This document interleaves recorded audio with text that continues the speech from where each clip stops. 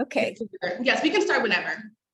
All right. I am going to start this event. My name is Liz Sanders, and I'm Ashley's primary advisor. And I'd like to introduce the other members of her committee. And we have Rebecca Matheny and Treva Lindsay.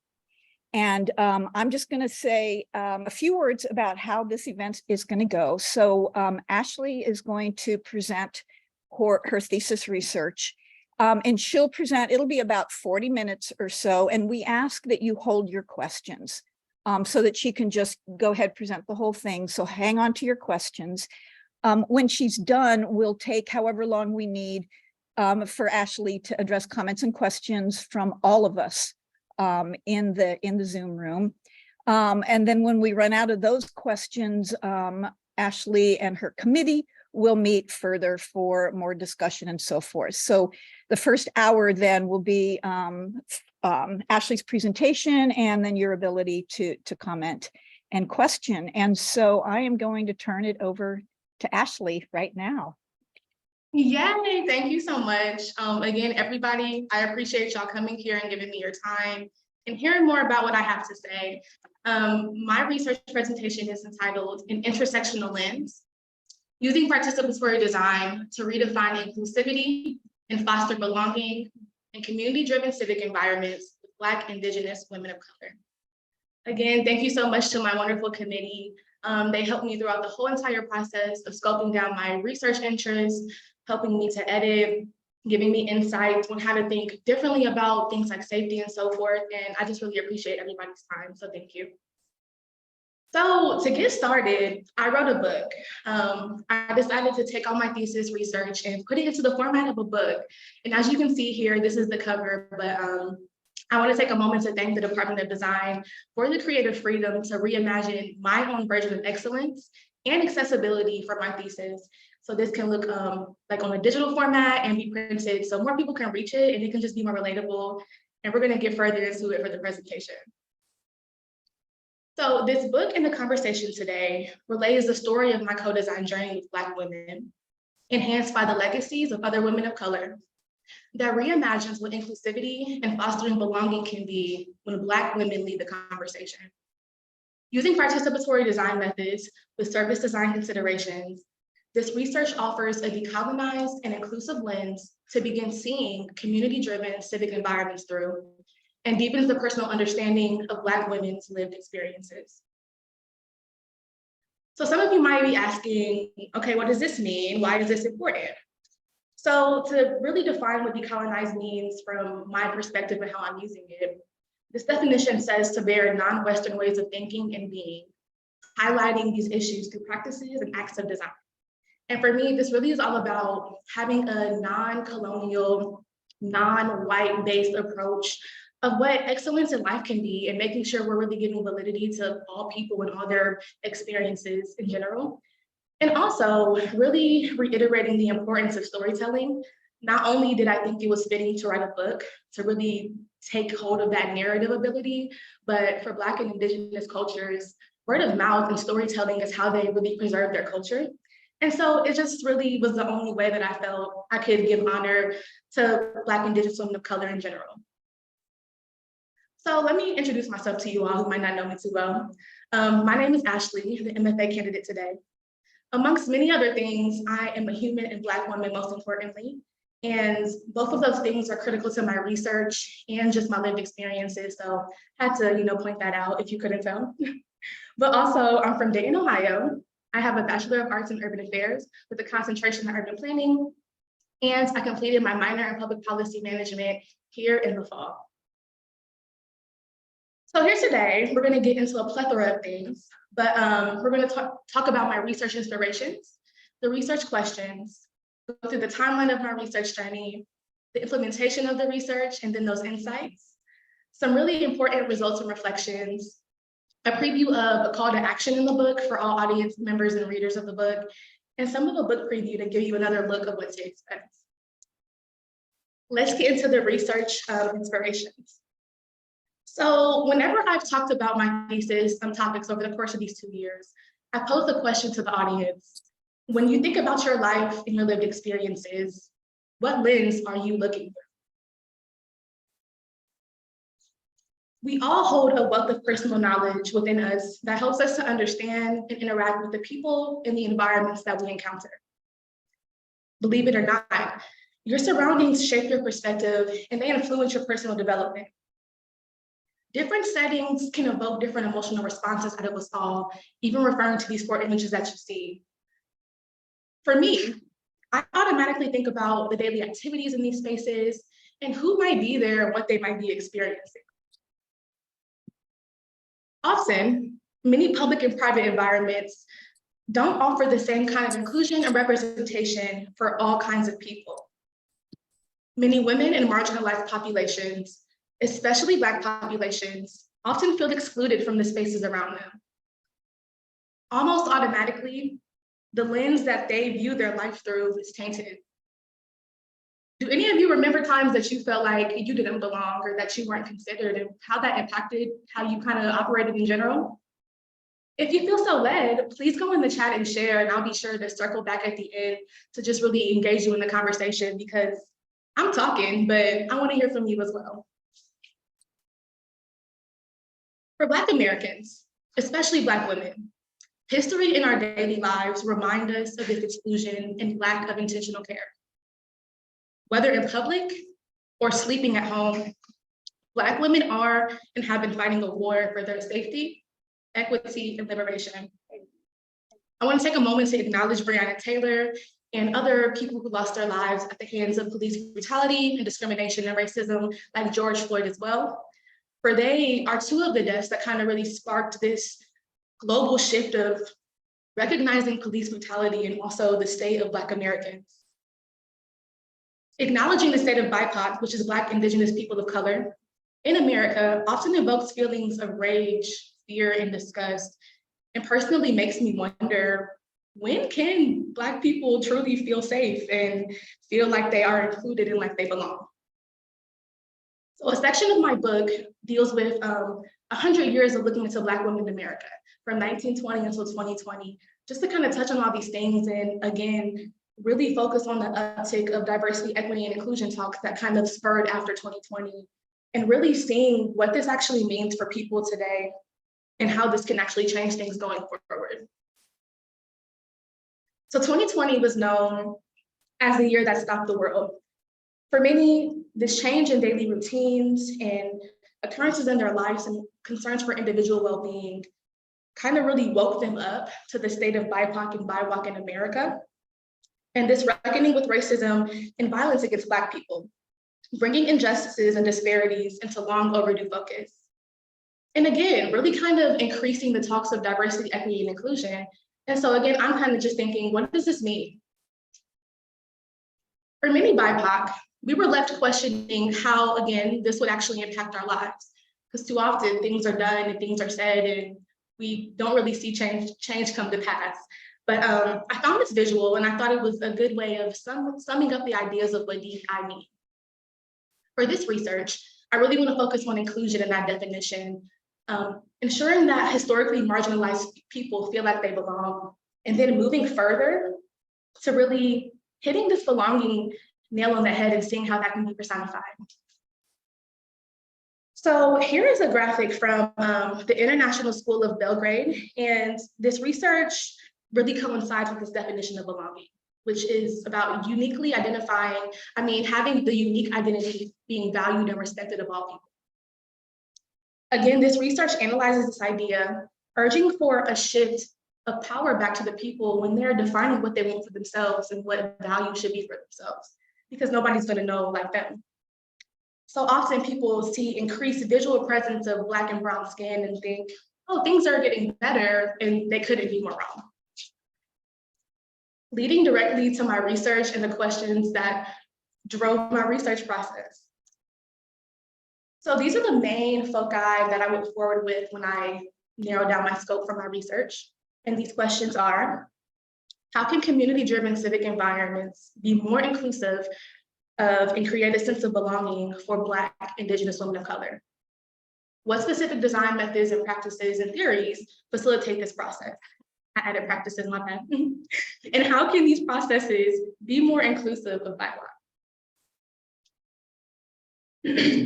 A couple different ways came to mind, and I found that co-design was a really good way to work with Black women to begin to make this inclusive future come to life.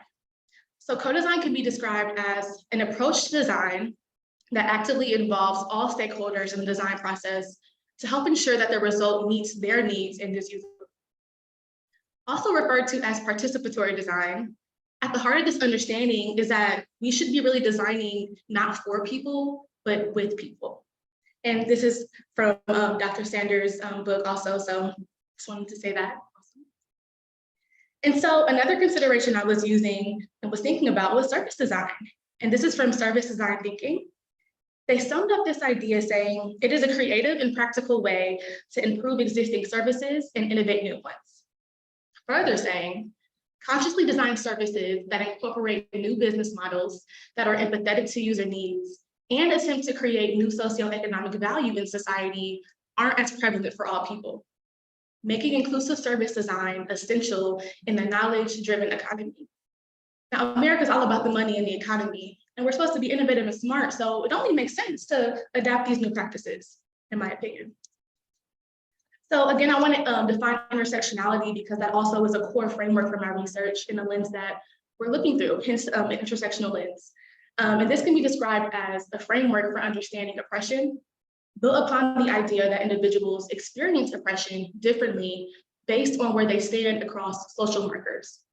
So as this visual can show, for Black women, they have to deal with being Black and being a woman and any other factor, and people don't often consider what that really means in their real life and how that can impact them, and that's an issue.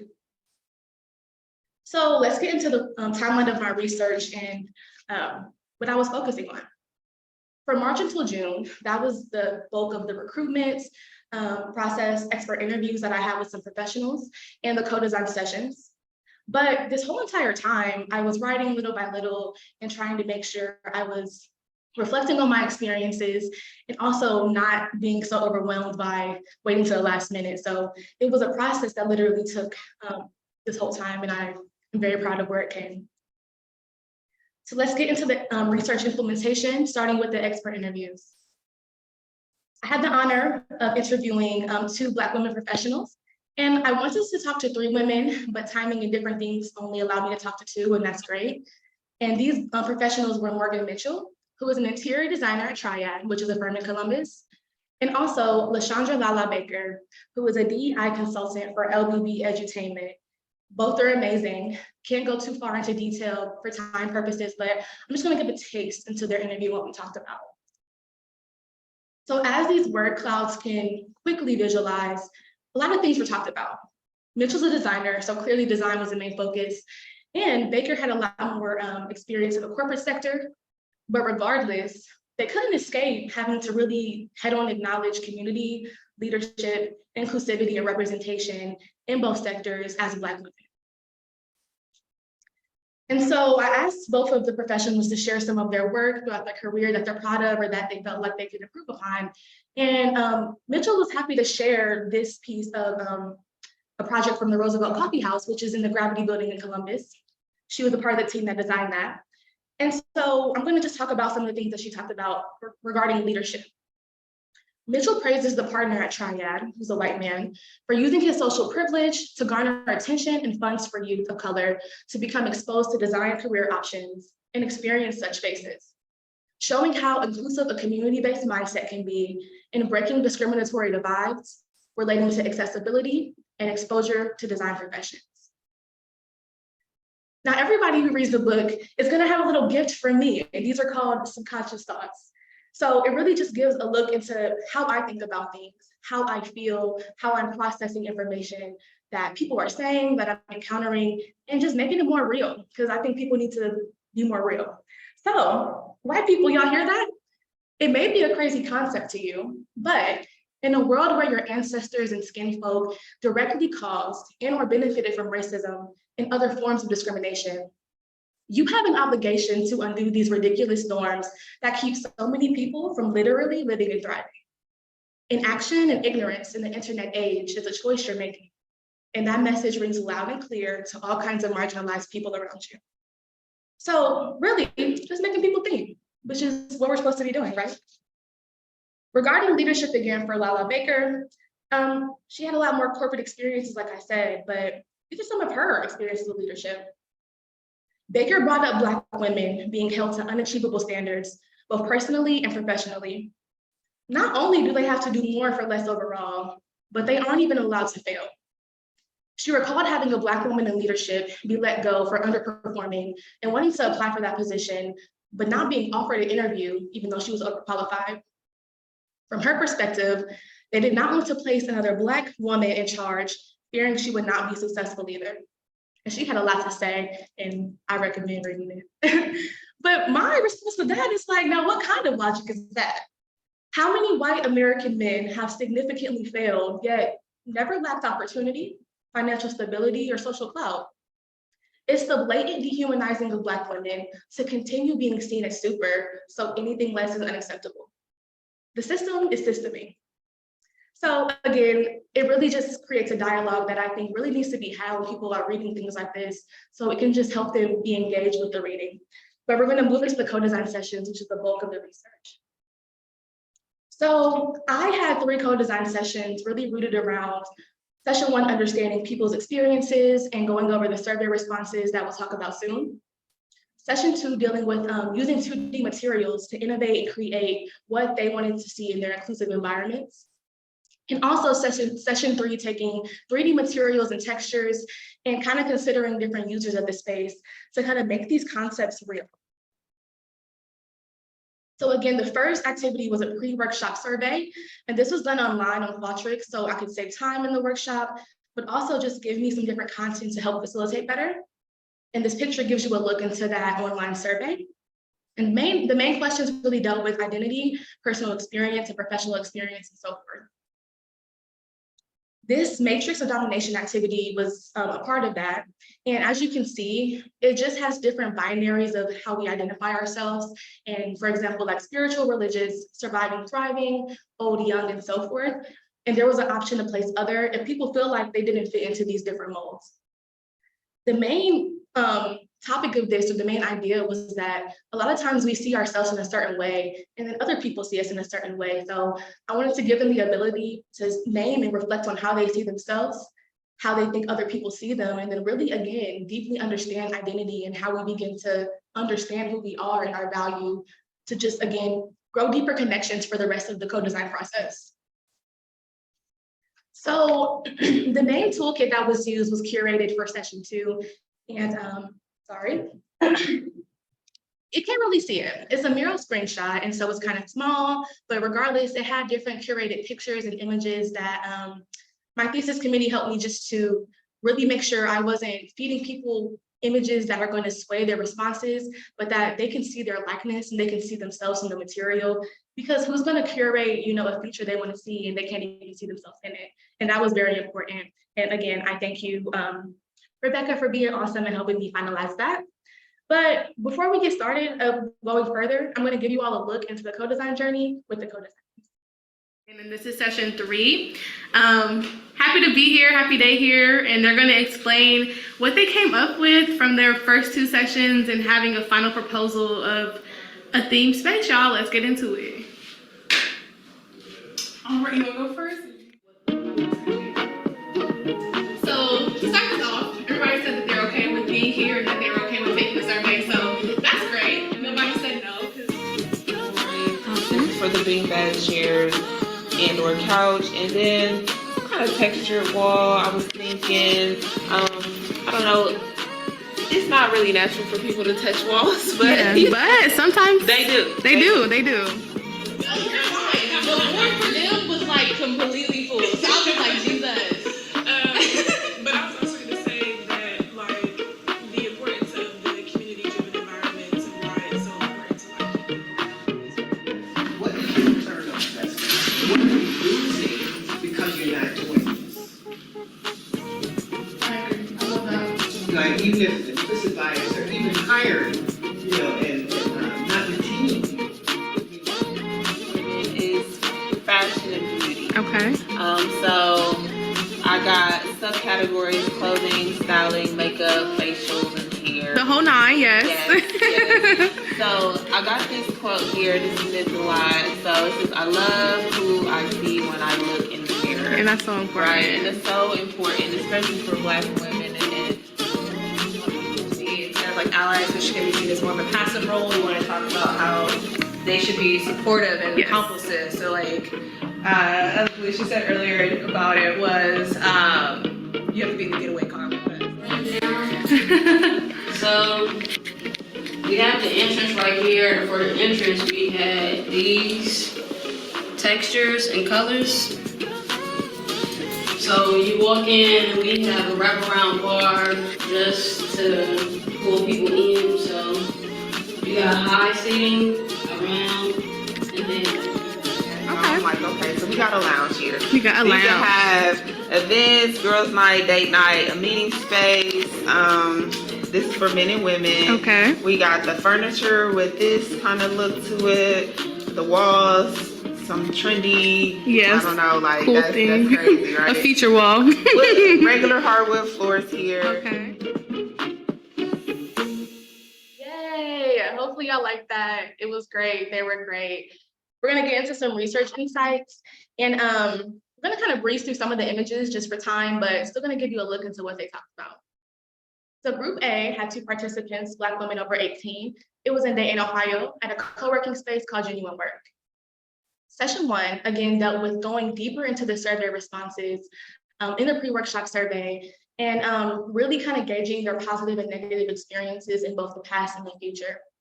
A reoccurring theme you're gonna see is that in that right lower quadrant, nobody is imagining negative forms of inclusivity for themselves in the future, because that's not only crazy, but the past and the present for Black women is already kind of traumatic enough. And so they don't have to really imagine how worse things could be. Everybody was optimistic. Everybody wanted to see what they could control and take that ownership, which is really telling as well. But let's get into their insights. So some positive experiences in the past dealt with seeing, again, the small pink circles are going to be what my talking points for each overview. So we can just save on time and I can give you some direction how I'm gonna flow. So Insecure was an example of what they want to see, like how they want to see Black people represented in media. And that's a show by Issa Rae. And it was commented how the cityscape becomes a character.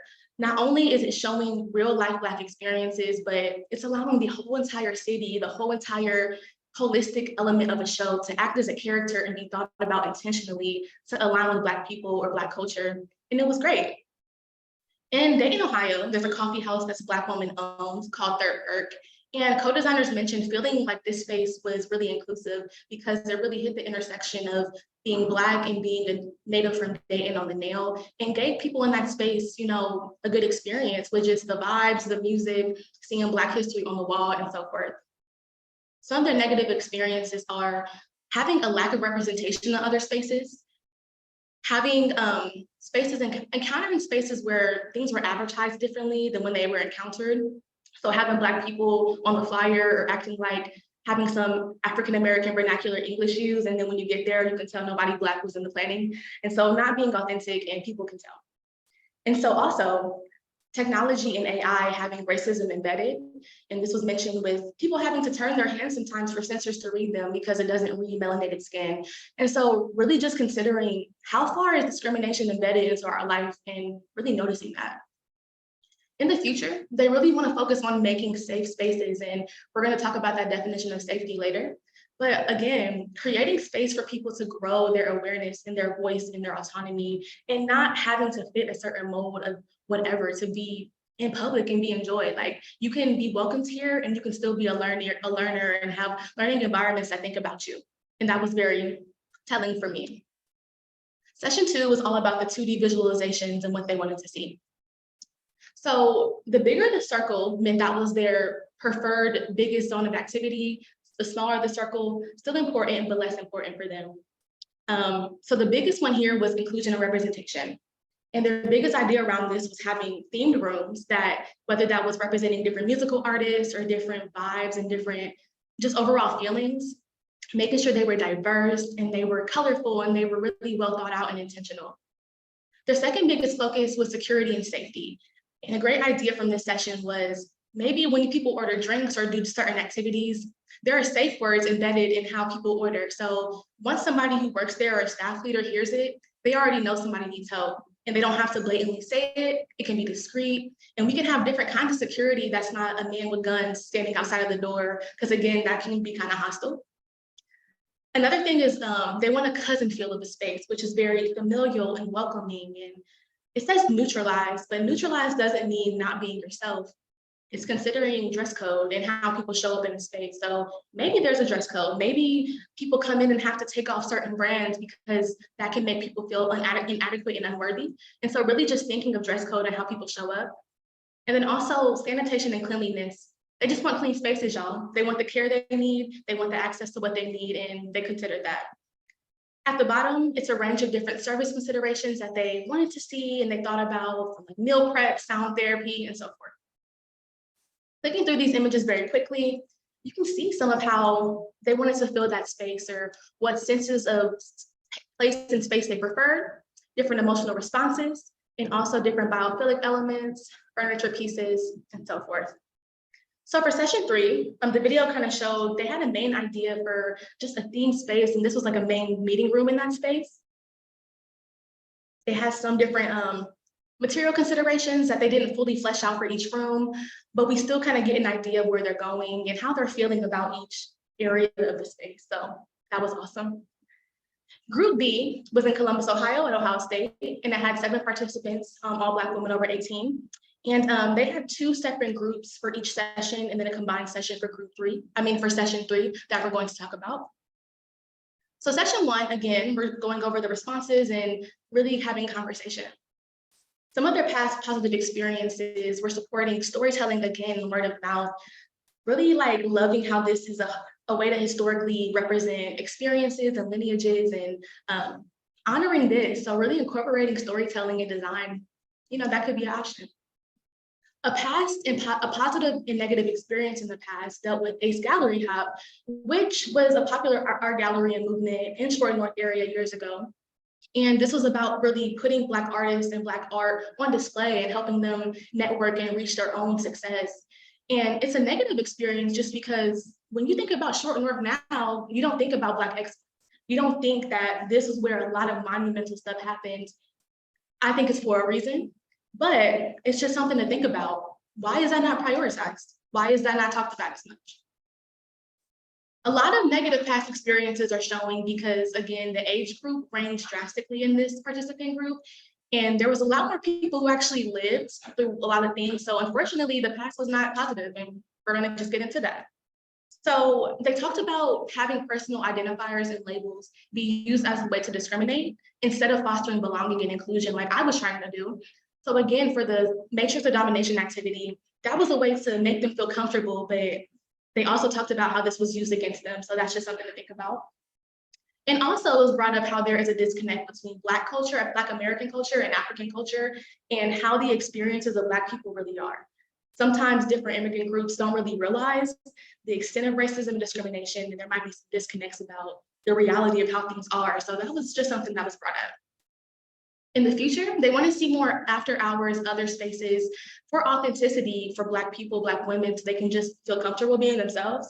And also policy-wise and even design-wise, planning smaller scale quick wins for people of color, because we know how it is when people tell you something is going to happen, it doesn't happen. And so having things happen in their control in their lifetime or just smaller is something that they want to see. The second part of Group B also had some positive past experiences, and a lot of them dealt with Zora's House. Zora's House is a nonprofit in Columbus, which is a co-working space for women of color, but it's Black woman led, Black woman owned. And honestly, you just have to be in the space to feel that it's different. You feel that women of color are intentionally considered, they're planned for, they're thought about, and you can feel it. And so spending more time in this space really kind of will be helpful for a lot of people or spaces as such. Some past negative experiences dealt with educational settings not feeling safe for women of color, Black women, especially predominantly white institutions. Don't say too much about that. And then also Black women being negative and controlling in leadership, kind of relating back to the comments from Lala Baker. having to compete so much and having such a limited amount of success we can get kind of causes friction that really shouldn't be there, but we're trying to survive. And so that's negative, and that really defeats the purpose of community and works against our collective goal. So in the future, they want to see value being placed on Black women and their culture. You know, not just their body shapes, not their likeness, not everything about Black women for people to emulate, but actually the people. And then also more third spaces, or just these safe, relaxing spaces for Black women specifically, because they have to deal with so much more marginalization than anybody else. So session 2, again, was with the 2D visuals. And we're going to just briefly go through the main areas and zones of activity. Their biggest focus in the first part of group 1 was education and learning. And this kind of covers learning about a variety of things, learning how to do things about yourself, the whole nine. Their second and fourth most important zones, creative arts and relaxation, were kind of combined because they had to do with one or the other. But again, this is just creating space for them to be, and also alluding to the idea that they feel relaxed when they're creative. They feel like they are in control and they're learning and they're doing stuff and they're communing. And this is a desired feeling for them. Even if it looks different for some people, this should be considered, this relationship. Their second, but ended up being also very important zone of activity, was resources and access, because they realized after the fact that if you don't have the resources or access, nothing can happen and nothing matters. So that's why that green circle is around that, to make it the same size, but it's just as important as educating people and like having them be able to learn different skills.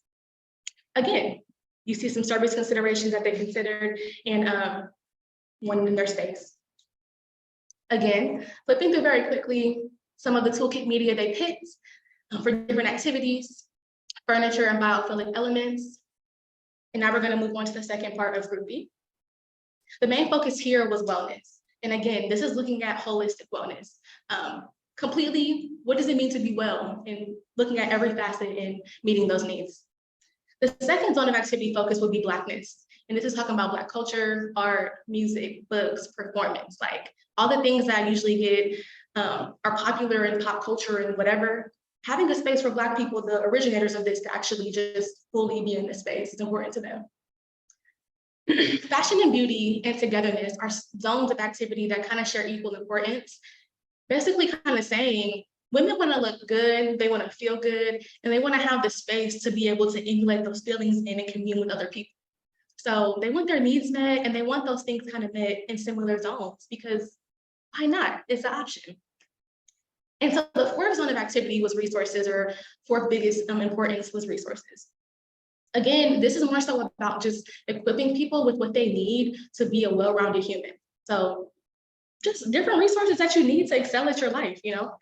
But also, different services are below that you can look into as well. And again, just kind of seeing different media that was chosen to represent these different spaces, activities, and so forth. So session 3 was a combining of both of the parts of Group B, making one kind of final consideration with materials and experiences of people. And this session only had one co-designer because of different scheduling conflicts, but she did a great job of combining everybody's idea and from session 1 to session 3, and really making that a part of her final proposal, which also represents everybody else, which is telling. She had the power to do what she wanted, and she still considered other people, and that's great to realize. So let's get into some of the results and reflections, because that's the bulk of this research and the most important part. This is a transcript that kind of shows a word cloud of the transcripts of all words and phrases used throughout all co-design sessions. And so clearly we're seeing their main concerns still are safety, and still different definitions of safety we're going to go into later, but being safe, being in community, and still considering other people in that safety. So other marginalized groups, other people, trying to make them safe, even when they're not fully safe, they still want to help other people and make them safe, which is very commendable. This visual shows the most used graphics in the presentation, the toolkit. And so we just see the different zones that could possibly happen if they had an inclusive space of their own. We have some different collaborative interior elements with some low padded seating to be comfortable and grounded. We have an exterior element with the waterfall, a plant wall, or a garden wall. We have different plants. We have women kicking and having a good time. We have seating that can be moved for relaxation as needed. And then we have the key things as far as textures and colors that everybody really gravitated towards. So we're just having a quick glimpse into what this space could be or some things that stood out to these Black women. So I want to get into some major themes found in this research amongst everybody, because this is the key, like this is the meat and bones, I feel like, and this is what really matters. And we're going to go by them one by one to really talk further about them. So the first major theme is representation. Black women want to see themselves in the design, leadership, and customs within public spaces that they encounter. This doesn't mean putting Black women in the promotional flyers or having a common African-American figure plastered in the back section reserved for Black history. They want and deserve to see themselves and experience their likeness being prioritized. They know when things are performative. They weren't born yesterday. It's time to be authentic, and that means increasing the frequency of inclusive policies and services on top of having Black and Brown experts of professional and lived experiences within these environments. Safety. Outside of wanting to feel safe from obvious bodily harm, Black women want to feel safe to be their full selves. From code switching to competing for equality in a world designed for and by men, being hyper aware of how people may react to their hairstyles or body shapes, to carrying the weight of racism's impact on Black families. Black women are exhausted. These outdated and exclusive customs keep them in survival mode, preventing them from thriving holistically, and that's just not okay. If designers and policymakers want to truly begin meeting the needs of Black women, the first steps are understanding how to create safe spaces for Black women to just exist and still be seen as worthy just because of who they are. Not what they can do for someone or how they can bring an organization profit, but because they are deserving of intentional consideration and care. Education.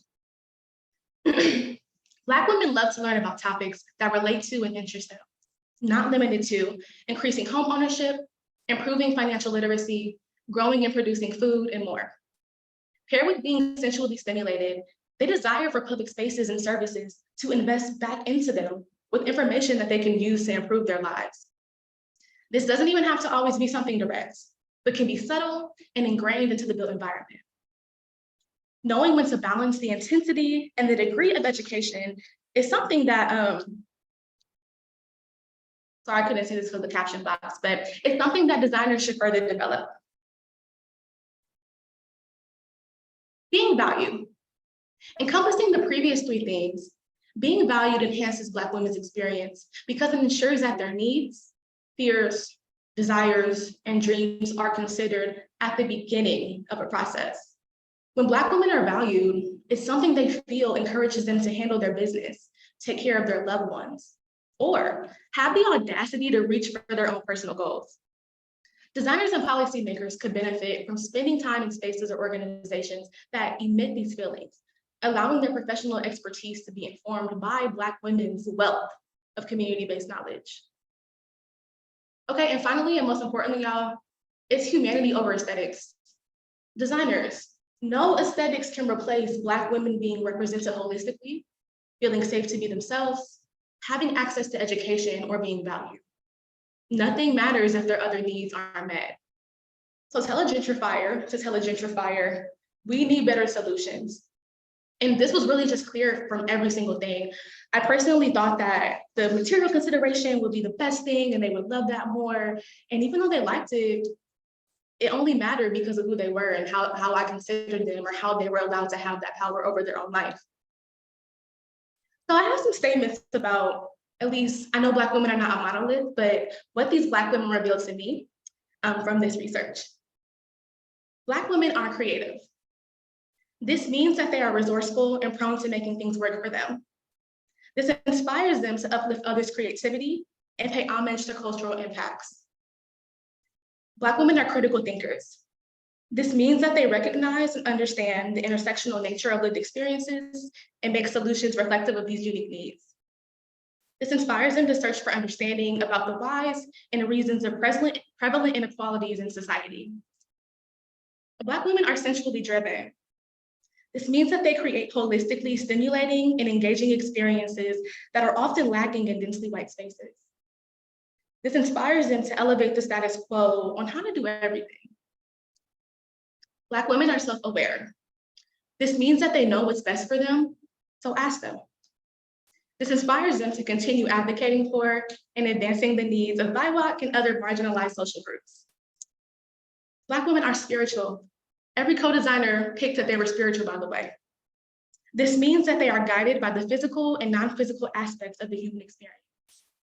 This inspires them to be more intentional with their decision-making and acknowledgement of the greater good. And finally, Black women are systems focused. This means that they are intersectional by design. This inspires them to be more inclusive about their decisions, knowing the intersectional nature of discrimination and what it's caused among people of color, women of color, and other marginalized social groups. So the book ends with a call to action, really posing different thinking points and mindsets and questions and comments and gems from me and just from different sources that I came across to just make this research a reality. And even if you're not working with Black women, take the ideas and implement them in general so people in societies can be better. So a mindset from the Women of Color Equity Design Institute, which was led by founder of Zora's House, Elsie Johnson. I was a part of that. And the mindset that I really aligned with most and all co-designers did was process over product. And this is stated. We value the process that we understand together, recognizing that one of our successes in gathering are the relationships cultivated and the tools gained. How we work together can be more important than what we make or what we produce together. And again, it's really the humanity, it's valuing people, knowing that if you don't care about people, nothing else really can replace that, and nothing else is going to be as impactful. And so finally, I want to give you all a look into the book just to kind of share what's to come. So it's kind of blurry, it's cropped, I have to fix the page numbers and do final formatting edits, but you still get a general idea of how it's going to look and how it's going to be. And here's the back of the book, this the fro with the quote, just again, really just focusing on giving homage to Black women and the journey, and I'm proud of it. So for this conversation, we talked about a lot, and I thank you for listening. And I want to reintroduce myself. I'm getting emotional, but my name is Ashley, the conditional acceptance turned summa cum laude graduate, a soon-to-be published author, a multifaceted baddie with the tools needed to succeed, and a real-life example of Black excellence. Give me a second, y'all. I'm just so proud. I want to thank everybody. Hold on, I can't go outside. Okay, thank you so much, y'all, but I want to thank God for allowing me to be here and be alive and giving me a purpose rooted in community and sharing love and being a light. I thank my professors and my colleagues, as you can read, just for inspiring me and just really teaching me what it's like to be around so many accepting people. I want to thank my support system and my family and all the forces meant to challenge me and help me elevate when I would have preferred differently in the moment. I love who I am and who I'm becoming.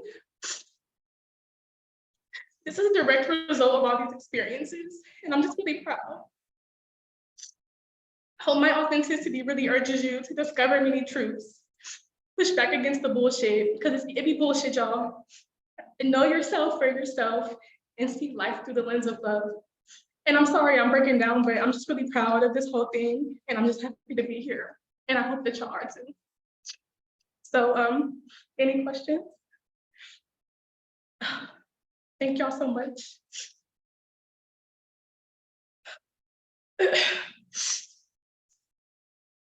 Thank you, Ashley.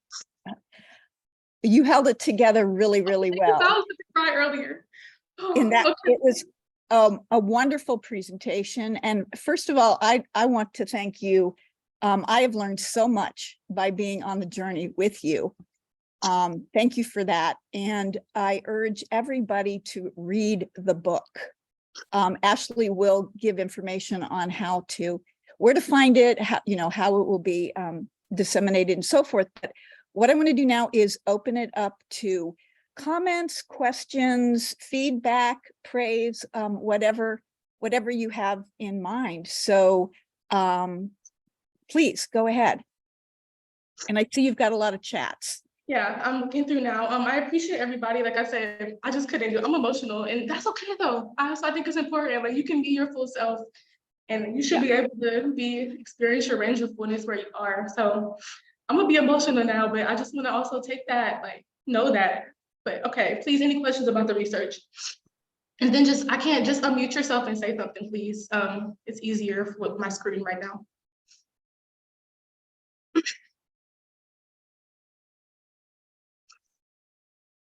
Okay, well, in the chat, basically people are just saying good things, and I really appreciate it. But again, I guess I'll say a comment before somebody questions.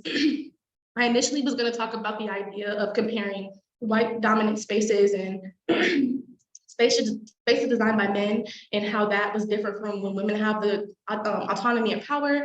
And I just really didn't think that was as important, because the whole point is to give other people a voice. And so I just really thought focusing on Black women and focusing only on what women want to see was really important for this research. So in the future, I'm open to doing various kinds of projects, various kinds of things, but I just really wanted to hold space for Black women. Sorry, that's my time. Hey, Ashley, I have a question. Hey, I have a question. Great job.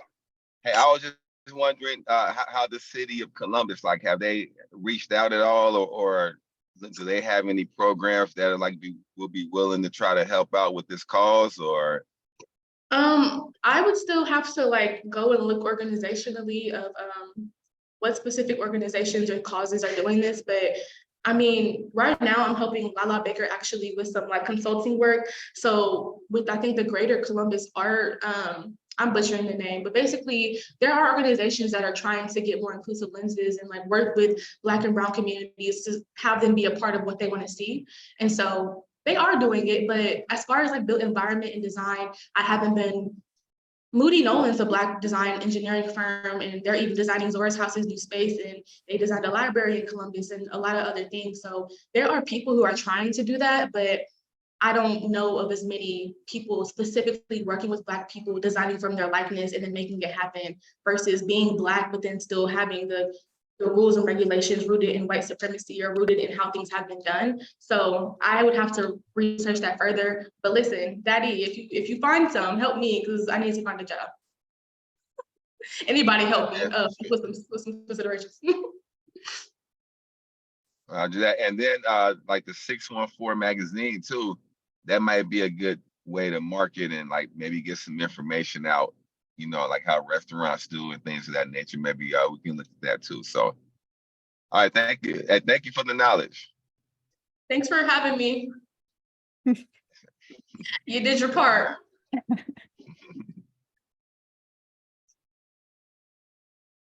I guess I'll just make a comment. I know I'm on the committee and we'll have our own committee conversation later, but Ashley, I'm currently working with AIAS, the American Institute of Interior Design Society, on an educational collective nationally on resources for diversity in design. And it is incredibly hard to find the research out there. And so I commend you for taking this step forward, and for being part of the trailblazing in this area. Part of the reason we struggle in design, particularly interior design, is that it is still a white female dominated profession. And so it's a constant effort of getting more diverse voices at the table and being engaged in design and then recognizing that. And so it's really exciting, the research you're doing and how pertinent and relevant and needed it is at this time. Thank you. And I would say too, there is a lack of research too. So also it's hard to even understand stuff because you really can't see how other people are doing it. Like there's some opinions, there's some people in different parts of the country who might be successful in their interior design realm, but collectively just about Black people's lived experiences. And in my book, I touch on like Zora Neale Hurston and shout her out for the fact of really being intentional about documenting Black people's experiences.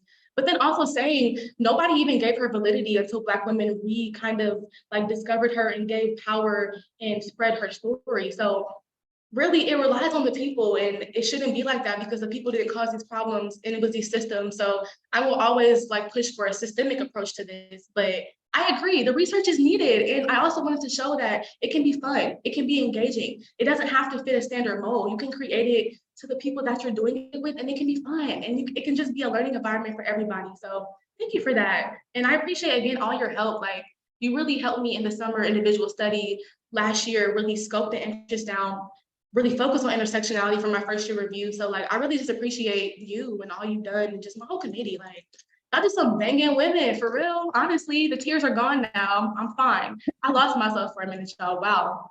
Whoa. Well, and I want to add to that, you were able to write a book. So it's a non-traditional form of a thesis. And I think, Rebecca, to your point, the book is going to go a long way in spreading the word. Whereas if it were a traditional thesis in the library, and there will be a short form of it in the library, it wouldn't have the same impact. The same field, yeah. Yeah. Carla has a question. Yes, I was gonna say too, yes, the more digital accessibility is a big thing as well too. So even if everybody doesn't have access to the internet, even fewer people have access to institutional stuff. And so sometimes that's even further. So at least I'm trying to bridge a gap and then also be more relatable with tone and how they can access it. But Carla, yes, would you be willing to do some training on the subject? Yes, I definitely would. I want to get into consulting work on my own in the future, but no, most definitely. My next goals for this research are to try to go to conferences or different talks, or anybody who wants to talk about things like that or will listen. I want to have this presentation and this book and this research begin to just shed light on that, because it's necessary. And like, again, my tone, it's necessary. We don't need to fix how we say things. Like, you can write something like this and still be professional. And it's really actually hard to be as eloquent when you're trying to talk about these things. So that takes a lot of effort. And I want to also give validity to that. So we don't have to say, well, it has to sound like this. Because again, that's rooted in white supremacy, that's rooted in professional standards that don't represent all people. And I'm pushing against that because I have a finite life here and I have work to do. So, period. Carla, thank you though. I'm so happy you came. Sorry. Next person. Hi, Ashley. It's Maddie.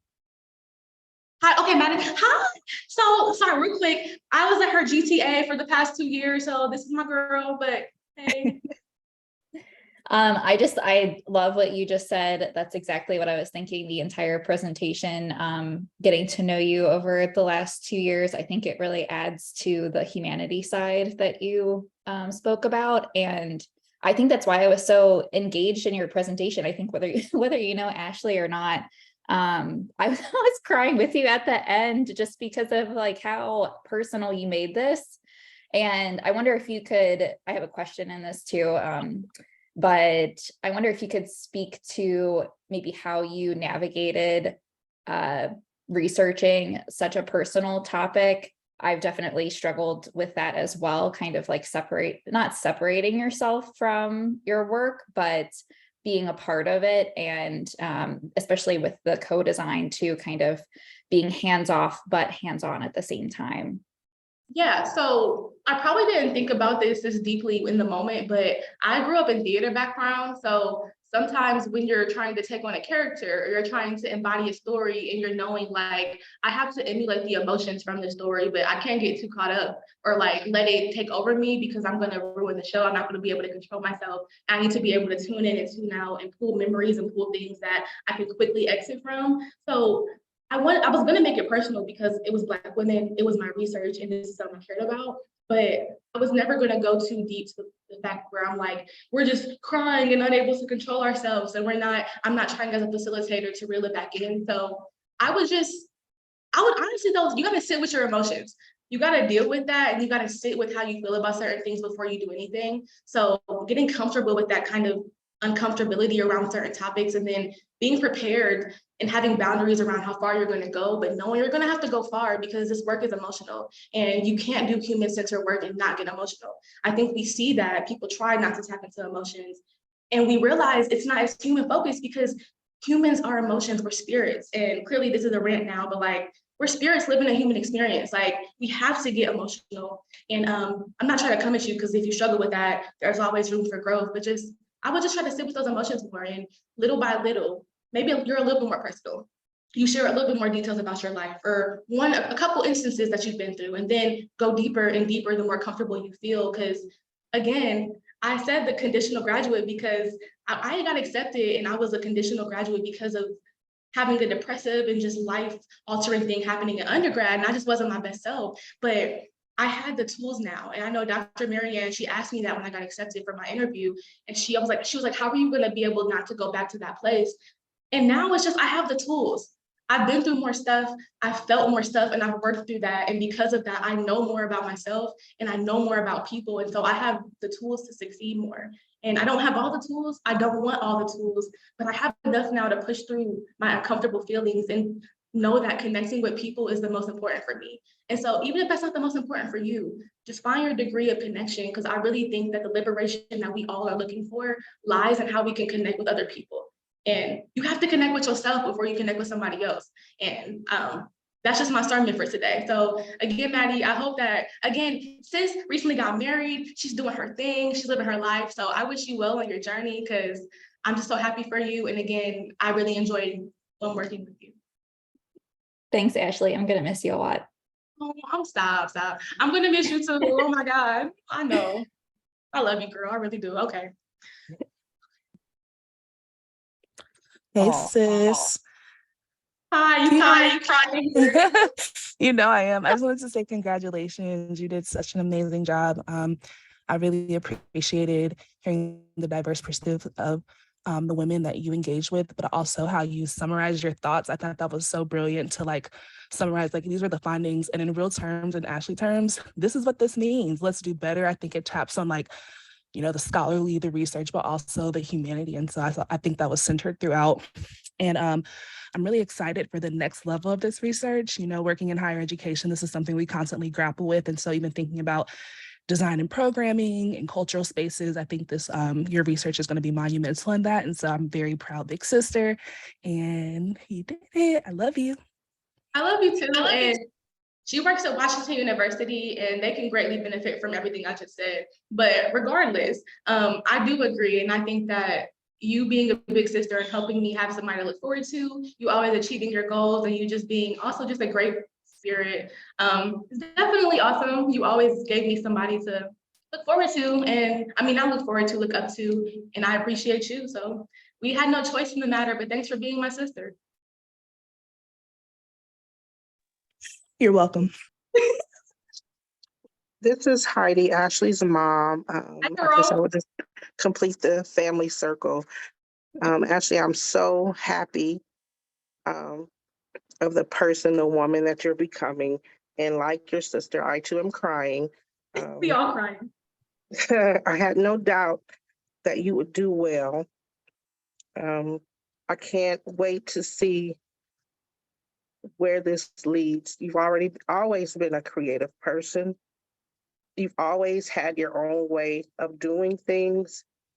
And I'm so happy that you're able to walk this out and be able to experience the fruit of your labor. So I'm very thankful to be your mother, and I look forward to what God's going to do in your life.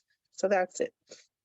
Thanks, Mommy. Again, my mom's an awesome person, just very caring, very loving. And again, you helped me love and helped me to understand what that means better for me. And so again, looking through the lens of love is what I ended with, because it's important. The more you love yourself, the more you love other people, things just become a little bit less wicked. These issues are wicked issues that never have a real big solution, a major solution, but love and seeing things through that lens can begin to help that. So thank you, Mom. 2 new messages, I see. So, okay. Fabian, I could not attend in person, but I am glad to hear that your grad studies brought up your self-confidence and maturity, period.